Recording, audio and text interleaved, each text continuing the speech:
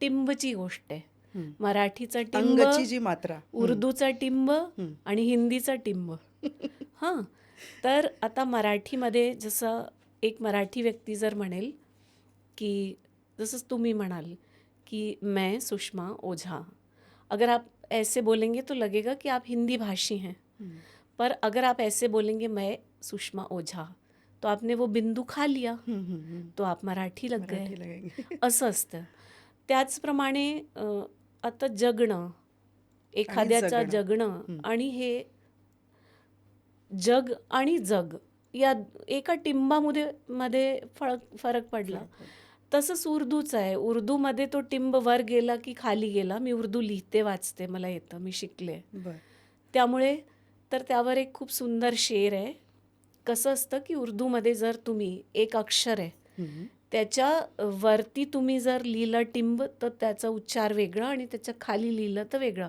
Shape एकसारखा आहे, फक्त टिंब कुठे लावतात आणि त्या त्यामुळे ते टिंबावर त्यांचं उच्चारण हां पण अवलंबून आहे. अवलंबून आहे. बरं. हां, तर त्यांनी लिहिलं आहे की मैं खुदा कहता रहा और वो जुदा लिखते रहे. उर्दूमध्ये जेव्हा तुम्ही खुदा लिहा, जुदा लिहा, फक्त टिंब वर टाकलंय की खाली त्याच्यानी उच्चार बदलतं. तर म्हणे मैं खुदा कहता रहा और वो जुदा लिखते रहे. एक नुक्तेने, या टिंबला नुक्ता म्हणतात उर्दूमध्ये, एक नुक्तेने उन्हें मेहरम से मुजरिम कर दिया. कारण ते टिंबमुळे तुम्ही त्याच अक्षराला ज किंवा ह म्हणू शकता किंवा ख म्हणू शकता म्हणून. तर अशी ही गंमत असते. त्याचप्रमाणे माझी पहिली टीचर बेंगॉली होती. तर मी इतके इन्फ्लुएन्स्ड होते की मी अगदी 4वी-5वी पर्यंत बेंगॉली लोकांसारखी हिंदी बोलायचे आणि माझे बाबा रागवायचे मला. तर मी सडक ना म्हणता मी सडक असं, म्हणजे असं उच्चार यायचा त्याला. आता तुम्ही म्हणा हिंदीमध्ये मी म्हणू की तुम्हारी साडी बहुत अच्छी आहे, साडी, त्याच्या खाली टिंबाला. खाली, हां. मराठीत आपण काय बोलू, काय छान साडी नेसली तिने. तिथे आपण जर साडी म्हटलं तर चुकीचा शब्द होईल. बरोबर. तर या बारीक बारीक गोष्टी असतात आणि खूप मजेशीर आहे. आणि त्यावर जर तुम्ही लक्ष दिलात तुम्हाला खूप आनंद येतो, खूप मजा येते आणि मग खूप काही शिकायला मिळतं. तुम्ही मगाशी विचारलं होतं की तुम्ही काही वाचलं की काय. मी एकदा लायब्ररीमध्ये पु ल देशपांडे घेतल्या हातात. तर माझ्या समोरून एक सिनियर आमचे आले सर. ते म्हणे मॅम तुम्ही सध्या म्हणे मराठी शिकताय ना, हे तुम्हाला कळणार नाही म्हणे, because the humour is between the lines. पण ते चुकीचे होते. जरी मी तेव्हा मराठी व्यवस्थित बोलू शकत नव्हते, पण मराठी आणि हिंदी बहिणी असल्यामुळे, म्हणजे ते संस्कृतशी असलेलं जे नातं आहे त्यांची जी बाराखडी आहे ती आहे, सेम आहे, देवनागरी लिपी आहे आपली.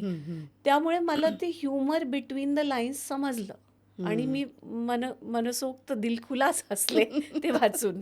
कारण पु ल देशपांडे सगळ्यांचे आवडते लेखक तर आहेत. बोलणं अवघड असतं खूपदा, पण तुम्ही समजू शकता आणि तुम्ही वाचू शकता आणि मग हळूहळू बोलायला हिंदी सुरुवात भाषीय करावी. जरी असले तरी मराठी आणि हिंदीची देवनागरी एकच लिपी आहे. हो. आणि बाराखडी सारखी असल्यामुळे बरोबर. आपण सहज ती समजू शकतो. बरोबर. फक्त अर्थ म्हणजे फरक कुठे येतो की उच्चारणमध्ये. हो, त्या मुख्य. उच्चारामुळे ज, च, हो. ज, च आणि फक्त ळ नसतो आणि ण असतो. बरोबर. तो एकच हे फरक आहे.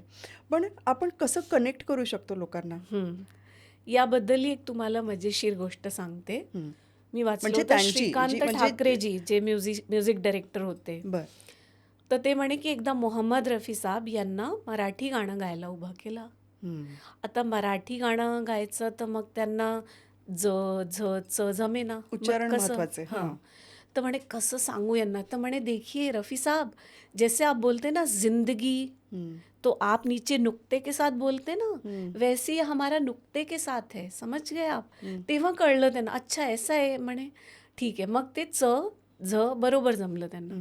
नंतर पुन्हा ते पाणी म्हणत होते, पाणी पाहिजे होतं. आता कसं, तर ते म्हणे आप लोग जैसे सोनिए बोलते हो ना पंजाबी में रफी साहब, वैसे बोलिए. अच्छा ऐसे. तर म्हणे मग पाणी बरोबर उच्चार जमलं त्यांना. तसंच स्मरते, स्मरते तर त्यांना ते समरते, कारण ते पंजाबी टच येत होता. मग ते म्हणे रफी साहब फिल्मों में स्मगलर होते हैं ना, स्मगलर कैसे बोलते हैं हम, वैसे बोलिए.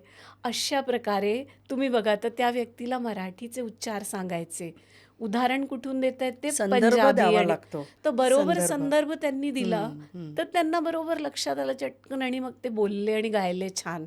हो ना. तर असं असतं की आपण कारण कशा म्हणजे ह्या भाषा एकमेकांशी जोडलेल्या आहे. तर माझी मुलगी TV आर्टिस्ट आहे तर तिचा को स्टार पंजाबी आहे. तर त्या दिवशी मी गेले तर तो डाएट करत असतो तर मी हिला चकली दिली. म्हटलं हा तर काही खाणार नाही, दुसऱ्यांना विचार. तर त्याला खाणं पंजाबीमध्ये ते असंच थोडं पंजाबी हरियाणवीमध्ये लावून न- बोलतात ना. तर म्हणे आप पंजाबी बोल रहे हो?